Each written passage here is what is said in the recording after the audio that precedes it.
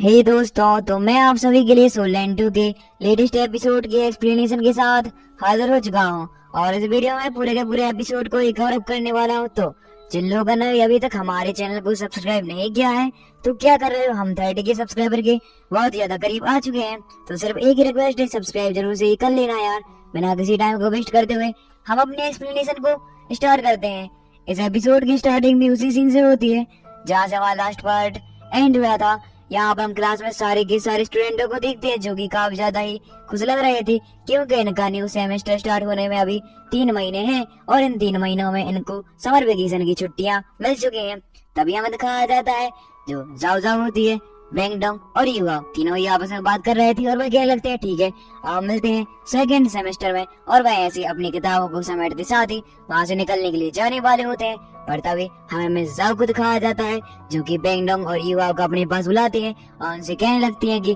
बैंगडोंग, मैंने तुम्हें बता ही दिया है कि तुम्हें इस पूरी की पूरी समर वेकेशन में अपने लिए एक सेकंड सोल रिंग को चूज करना है। अगर तुम ऐसा नहीं करते हो तो तुम जानते हो कि तुम सेकंड क्लास में एंटर नहीं हो पाओगे। यह जानकर युवा और बैंगडोंग दोनों के दोनों हाँ में जवाब देते हैं और वे कहने लगते हैं मास्टर आपने जैसा कहा है हम वैसा ही करेंगे। इसके बाद हमें दिखाया जाता है मिस जाओ को जो कि उन दोनों से कहने लगती है कि तुम्हें अपनी सेकंड मास्टर से रहने के लिए केयरफुल रहना होगा। यह जानकर बैंगडोंग और युवा अपनी मास्टर को शुक्रिया अदा करते हैं और कहने लगते हैं कि मास्टर हम आपसे मिलते हैं समर वेकेशन के बाद। इसके बाद हमारा सीन यहाँ से कट हो जाता है और हमें दिखाया जाता है एक जगह पर जहाँ पर आप देख सकते हैं कि युवा और बैंगडोंग दोनों के दोनों ही साइकिल चलाते हुए आपस में बात कर रहे थे और यहाँ पर इन दोनों का ये मन एक दूसरे को छोड़ने के लिए कतई भी नहीं है। पर आखिरकार क्या ही कर सकते हैं। यहाँ पर हमें बैंगडोंग को दिखाया जाता है जो कि काफी ज्यादा ही दुखी लग रही थी और युवा इस बात को नोटिस कर लेता है, इसलिए वह बैंगडोंग के मन को बताने के लिए उससे कह लगता है चलो बैंगडोंग हम आज लास्ट रेस करते हैं, इसके बाद हम मिलेंगे समर वेकेशन के बाद। यह जानकर दोनों के दोनों ही रेस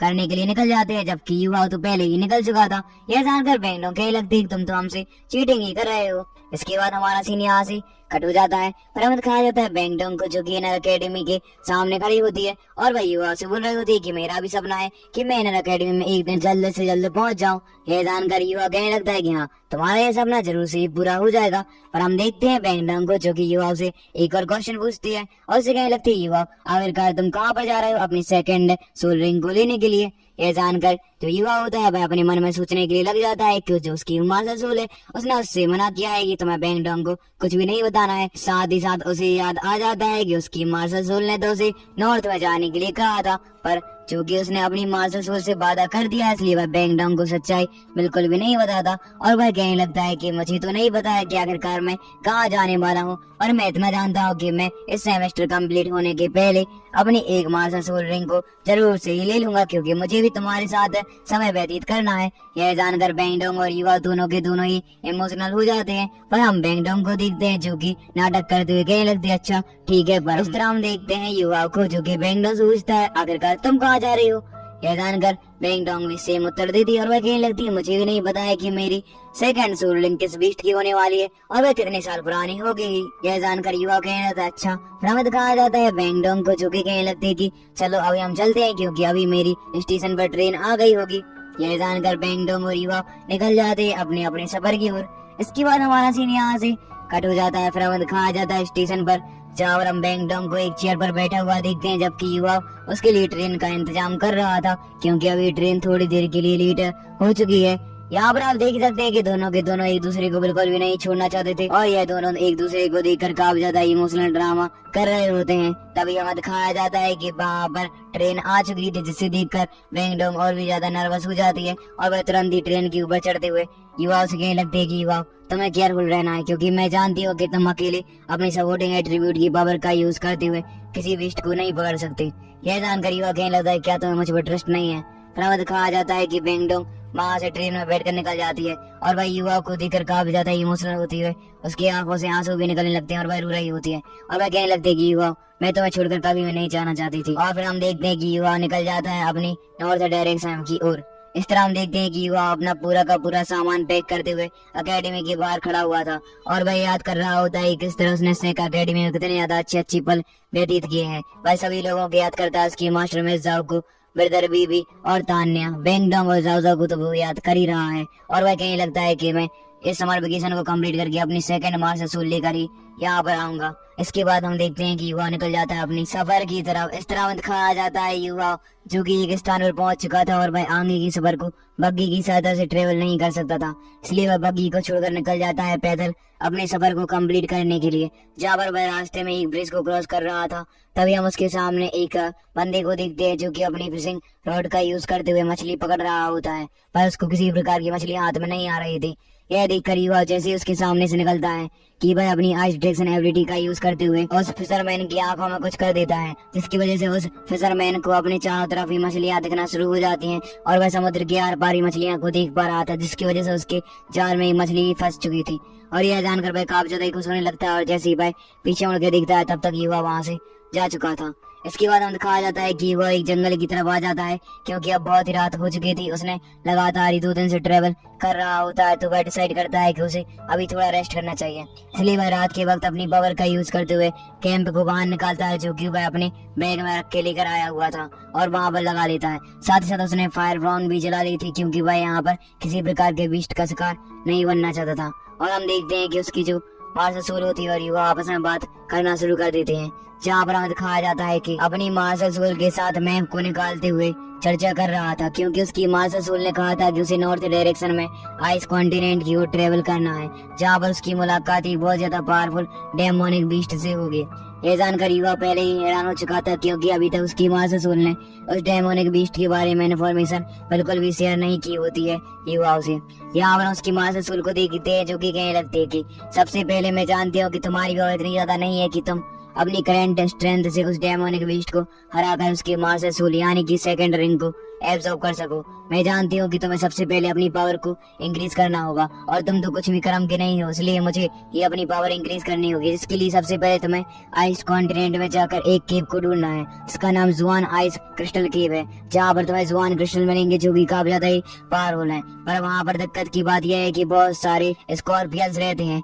जिनकी पावर काफी ज्यादा है, साथ ही साथ उनकी जो तादाद है वह तो और भी ज्यादा है। इसलिए अगर एक साथ हम पर अटैक कर देंगे तो उनको तो संभालना मेरे बस की बिल्कुल ही बात नहीं है। यह जानकर युवा कहने लगता है कि फिर तुम क्या करोगी। हम देखते हैं कि जो उसकी मार्शल सोल होती है वह वहाँ पर एक आइडिया प्रस्तुत करती है और कहने लगती है कि मैं उन सारे के सारे स्कॉर्पियन को अपने पीछे लगा लूंगी, और मैं जानती हूँ कि एक स्थान पर जाकर बहुत सारे आइस क्रिस्टल वहां पर गिर जाएंगे, जिसकी वजह से वह स्कॉर्पियन उनकी चपेट में आकर मारे जाएंगे, और इसी के चक्कर में मुझे जुआन क्रिस्टल ही मिल जाएगा और मैं अपनी पावर को भी इंक्रीज कर लूंगी। साथ ही साथ फिर मैं तुम्हारी मदद कर सकती हूँ तुम्हें अपनी सेकंड सोल रिंग दिलाने के लिए। यह जानकर युवा उसका धन्यवाद करता है और कहने लगता है तुम्हारा बहुत बहुत शुक्रिया, क्योंकि अगर तुम नहीं होती तो मुझे तो अपनी सेकंड रिंग कभी मिलती ही नहीं। पर हम देखते हैं कि जो उसकी माँ से शुरू होती है वह भाव खाने लगती है। इसके बाद हमें दिखाया जाता है युवा जो कि सुबह होते साथ ही निकल जाता है आइस कॉन्टिनेंट यानी कि नॉर्थ डायरेक्शन में ट्रेवल करते हुए, जहाँ पर हम देखते हैं कि वह आइस कॉन्टिनेंट की शुरुआती स्टेज पर पहुंच जाता है, जहाँ पर तुरंत ही उसे ठंड लगना शुरू हो चुका था, जिसकी वजह से वह अपने गर्म कपड़ों को बैग से बाहर निकल कर पहन लेता है, क्योंकि यहाँ पर वह सर्दी के कारण बिल्कुल भी इंजर्ड या मरना तो बिल्कुल भी नहीं चाहता था। यहाँ पर हम देखते हैं कि जो युवा होता है वह अपनी जो सोल गाइड डिपार्टमेंट का स्केटिंग शूज को बाहर निकालता है और उसे पहनते साथ ही निकल जाता है अपने सफर की तरफ, क्योंकि आप जानते हैं कि आइस में चलना बहुत ज्यादा कठिन होता है, इसके लिए स्केटिंग तो युवाओं को करनी ही होगी। यहाँ पर हम देखते हैं युवा को जो कि बर्फीली पहाड़ियों के बीच से अपने सफर को कंटिन्यू कर रहा था, साथ ही साथ जो उसकी मार्शल सोल होती है वह उसे लोकेशन भी बता दी जा रही थी। पर आप जानते हैं कि मार्शल सोल तो यहाँ पर बहुत सालों यानी कि हजारों सालों पहले आई थी, इसलिए उसको लोकेशन देखने में काफी ज्यादा तकलीफों का सामना करना पड़ रहा था, क्योंकि वह पूरी तरह से लोकेशन भूल चुकी है उस केव की। हम देखते हैं कि युवा वहाँ पर ट्रेवल करता ही जाता है और लास्ट में एक जगह पर पहुंच जाता है जहाँ से उसको बिल्कुल भी रास्ता नहीं मिल रहा था। तभी वह अपने पास में आते हुए एक डेमोनिक बीस्ट से यहाँ का रास्ता पूछने लगता है और कहने लगता है क्या तुम इस केव के बारे में जानते हो। साथ ही साथ यहाँ पर युवा ने उस मैप को भी उस बीस्ट को दे दिया था, जिसकी वजह से हम देखते हैं कि वह बीस्ट को सोचता है और वह कहने लगता है कि यहाँ से तुम्हें राइट जाना है, जहाँ पर जाते साथ ही तुम्हें यह गुफा जरूर से ही मिल जाएगी। और हम देखते हैं कि जो युवा होता है वह तुरंत ही अपने मैप को लेते साथ ही निकल जाता है अपने सफर की तरफ, जहाँ पर रास्ते में हम देखते हैं कि जो उसकी मार्शल सोल होती है वह युवा को इन्फॉर्मेशन देते हुए कहने लगते हैं कि यह आइस कॉन्टिनेंट काफी ज्यादा ही बड़ा है, इसमें 3 डीमन किंग रहते हैं जो कि काफी ज्यादा ही पावरफुल हैं। यह जानकर युवा कहने लगता है अच्छा तो हमें डीमन किंग से क्या ही करना है, मैं तो चाहता हूँ कि मेरे पास तुम्हारी तरह तो नहीं बल्कि 1 लाख साल पुराने स्पिरिचुअल सोल रिंग आ जाए, हम देखते हैं उसकी मार्शल सोल को, जो कि कहने लगते हैं कि तुम कितनी नीची सोच रखते हो। मैं तुम्हारे लिए 1 लाख मिलियन साल पुराने सोल रिंग के बारे में सोच रही हो और तुम तो सिर्फ 1 ही लाख पर अटके हो। मिलियन तो तुमने छोड़ दिया है। क्या तुम नहीं जानती कि अगर तुमने 1 लाख साल पुराने सोल रिंग को एब्जॉर्ब कर भी लिया तो भविष्य में तुम्हें उसे अपग्रेड करने में कितना ज्यादा ही समय लगेगा। और मैं नहीं चाहती कि मैं अपनी पावर को इस प्रकार की नीची सोल रिंग से शेयर करूं। यह जानकर युवा उसकी मार्शल सोल से कहने लगता है कि आखिरकार तुम क्या चाहती हो? तुम चाहती हो कि मैं तुम्हारी तरह पावरफुल सोल रिंग को एब्जॉर्ब करूं? क्या तुम्हें नहीं पता है कि मैंने तुम्हें नहीं पकड़ा था? तुम अपनी स्वेच्छा से ही मेरे अंदर आए थे और ऐसा कोई डेमोनिक बीस्ट यानी कि बीस्ट नहीं होने वाला है जो कि अपनी सोल रिंग को मुझे आगे से ऑफर कर दे। यह जानकर जो उसकी मार्शल सोल होती है भाई कहने लगती है कि अरे चिंता क्यों करते हो, एक बार तुम जुआन क्रिस्टल को मुझे लेकर दे दो। मैं उसकी सहायता से अपनी पावर को ऐसा इंक्रीज करूंगी कि तुमने सोची भी ना होगी और उसकी सहायता से मैं तुम्हें अपने लिए एक बहुत ज्यादा पावरफुल सोल रिंग को भी चूज करवा दूंगी। ये जानकर युवा बहुत ज्यादा खुश हो जाता है। पर हम देखते हैं कि युवा को ठंडा लगना शुरू हो चुकी थी, जिसकी वजह से हम देखते हैं कि उसके कपड़े भी उसका साथ नहीं देते। यह देखकर उसकी माँ से सुल कहने लगती है, अच्छा तो तुम्हें ठंड लग रही है। और ऐसा कहते हुए अपनी पावर का यूज करते साथ ही युवाओं के माइंड से बाहर आती है और वहाँ पर एक प्रकार के क्लॉथ को अपेयर करती है, जो कि काफी ज्यादा इंटरेस्टिंग लग रहे हैं। आप देख ही सकते हैं कि युवा एक प्रकार की उसकी स्पेशल बीस्ट की तरह ही लगना शुरू हो चुका है, जिसे देखकर युवा कहने लगता है कि क्या तुम्हारे पास ऐसी भी एबिलिटी है, तुम क्लॉथ को रिफाइन कर सकती हो। पर हम देखते हैं उसकी मार्शल सोल को, जो कि कहने लगती है कि अरे तुम इसके बारे में ज्यादा मत सोचो, अभी मैं क्या क्या कर सकती हूँ ये तुम्हें बिल्कुल भी अंदाजा नहीं है। हम युवा को देखते हैं जो कि कहने लगता है, बताओ तो तुम क्या क्या कर सकती हो। इस तरह हम देखते हैं जो उसकी मार्शल सोल होती है वह कहने लगती है कि पहले तुम्हें जुआन पैरी तक यानी कि उस केव तक जाना है। यह जानकर युवा निकल जाता है फिर से अपने सफर को कंटिन्यू करने के लिए जुआन क्रिस्टल केव की तरफ। इस तरह हम युवा को देखते हैं जो कि वहाँ की बर्फीली पहाड़ियों की आंधियों को सहन करते हुए अपने को ट्रेवल कर रहा होता है। साथ ही साथ फिर हमें दिखाया जाता है कि युवा एक स्थान पर पहुंच चुका है, जहाँ पर आते साथ ही जो उसकी मार्शल सोल होती है वो उससे कहने लगती है कि जल्दी से झुको और साइड में चलो। यह जानकर युवा को कुछ भी समझ में नहीं आता और वह अपनी मार्शल सोल की बात को मानते हुए साइड में हो जाता है और एक नुकीली चीज की सहायता से छुपा हुआ था। तभी हम देखते हैं कि एक पहाड़ के ऊपर से आइस स्लाइड होना शुरू हो जाती है, जिसकी वजह से चारों तरफ बहुत ज्यादा बड़ा तूफान क्रिएट हो चुका था, जिससे बचने के लिए युवाओं ने पहले से एक प्रकार के शेल्टर को क्रिएट कर लिया है। यह जानकर जो युवा होता है वह अपनी मार्शल सोल से कहने लगता है कि आखिरकार तुम्हें इसके बारे में पता कैसे चला। यह जानकर जो उसकी मार्शल सोल होती है वह कहने लगती है कि मैंने तुमसे कहा ही था कि मैं बहुत कुछ कर सकती हूँ, अभी तुम्हारे पास इसका अंदाजा भी नहीं है। हम देखते हैं युवा को जो कि समझ जाता है कि यहाँ पर किसी प्रकार का बीस्ट आया होगा जो कि काफी ज्यादा ही पावरफुल है, जिसकी वजह से यहाँ पर आइस स्लाइड हुआ है। और होता भी कुछ ऐसा ही है क्योंकि हम देखते हैं कि वहाँ पर एक बहुत ज्यादा बड़ा सा बीस्ट आ जाता है, जिसे देखकर युवा हैरान हो चुका था और वह अपनी मार्शल सोल से मुझे लगता है कि आखिरकार यह कौन है। यह जानकर जो उसकी मार्शल सोल होती है वह बताने लगती है कि मैंने तुमसे कहा था कि इस आइस कॉन्टिनेंट में 3 डीमन किंग्स रहती हैं जो कि काफी ज्यादा ही साल पुरानी है, मतलब उनकी जो सोल रिंग है वह 1 लाख 2 लाख मिलियन साल पुरानी है। यह जानकर युवा कहने लगता है कि अच्छा तो यह कौन सा डीमन किंग है। हम देखते हैं कि जो युवा की मार्शल सोल होती है वह उसे बताने लगती है कि यह 3rd रैंक का डीमन किंग है जो कि अपने एरिया को प्रोटेक्ट करने के लिए यहाँ पर तूफान लेकर क्रिएट आ चुका है, क्योंकि इन तीनों के तीनों डीमन किंग का एरिया आपस में बटा हुआ है। अगर कोई डीमन किंग दूसरे डीमन किंग के एरिया में जाता है तो वहाँ पर इन दोनों के बीच फाइट होना तो स्वाभाविक ही है। हमें दिखाया जाता है कि युवा फिर से अपनी ट्रेवल करने के लिए निकल चुका था। साथ ही साथ रास्ते में जो उसकी मार्शल सोल होती है वह उसे तीनों डीमन किंग के बारे में जानकारी देते हुए कहने लगती है कि जो तुमने अभी देखा था वह 3rd रैंक का था और इस आइस कॉन्टिनेंट में सबसे ज्यादा पावरफुल एक डेमोनिक बीस्ट है जो कि काफी ज्यादा ही पावरफुल। इसकी martial soul ring 5 lakh million साल पुरानी है। यह जानकर युवा हैरान हो चुका था और वह कहने लगता है कि हमें तो इनसे बचकर ही रहना होगा, क्योंकि हम उनके इलाके में पहुंच गए और कहीं इन्होंने हमें देख लिया तो ये तो हमें जान से ही मार देंगे। हम देखते हैं कि युवा की मार्शल सोल जो कि युवा से कहने लगते हैं कि अरे तुम कितने डरपोक हो, मैं तुम्हारे साथ हूं, तुम्हें चिंता करने की क्या जरूरत है। हमें दिखाया जाता है कि यह ऐसे ही बात करते हुए अपने ट्रेवल करता हुआ जा रहा था, पर तभी हम देखते हैं कि युवा का पैर एक गड्ढे में फंस जाता है, जहाँ से जैसे ही वह अपने पैर को निकालता है तो वह यह देखकर हैरान हो चुका था कि यह कोई गड्ढा नहीं बल्कि किसी बीस्ट का एक पैर है, जिसकी साइज देखकर युवा हैरान होते हुए अपनी मार्शल सोल से पूछने लगता है कि आखिरकार यह किसका है। यह जानकर जो इसकी मार्शल सोल होती है वह कहने लगती थी और मैं तो तुम्हें बताना भूल ही गई कि तुम जिस एरिया में अभी ट्रेवल कर रहे हो बेटा वह तो 1st D1 रैंक के बंदे का यानी कि उसी बीस्ट का है। यह जानकर युवा हैरान हो चुका था और वह कहने लगता है कि यह तुमने मुझे पहले क्यों नहीं बताया, मैं तो काफी ज्यादा ही फ्रीली यहाँ पर ट्रेवल कर रहा हूँ स्केटिंग करते हुए। अगर वहाँ पर एक डीमन बिस्ट आ गया तो वो तो मुझे जान से ही मार देगा और मेरा जो सफर है सबसे ज्यादा पावरफुल वॉरियर बनने का वो तो यहीं पर चूर चूर हो जाएगा। यहाँ पर हम देखते हैं उसकी माँ ससुर को, जो कि कहीं लगती है कि अरे मेरे होते हुए टेंशन किस बात का, जल्दी जल्दी चलो इस एरिया से हमें निकलना ही है। और हम देखते हैं कि वह अपनी माँ ससुर की बातों को मानते हुए निकल जाता है